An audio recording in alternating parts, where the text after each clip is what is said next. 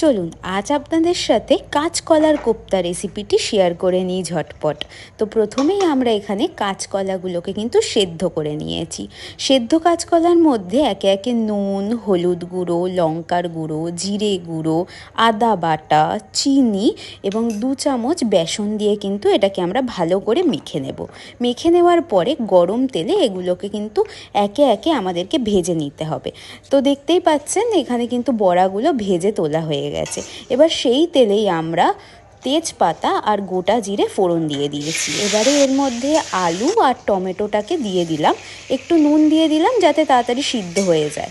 তো হয়ে গেছে মোটামুটি ভাজা ভাজা। এবার এর মধ্যে আদা বাটা, হলুদ গুঁড়ো, জিরে গুঁড়ো, লঙ্কার গুঁড়ো দিয়ে একটুখানি নাড়িয়ে নিলাম। এবার এটাকে একটু কষে নেব। মশলাটা কষে গেলে এবার এর মধ্যে আমরা জল অ্যাড করে দেবো। জলটা অ্যাড করে কিন্তু আমাদেরকে একটু ফোটার জন্য এটা রেখে দিতে হবে। দেখতেই পাচ্ছেন ফুটে গেছে। এবার বড়াগুলো ঢেলে দিলাম।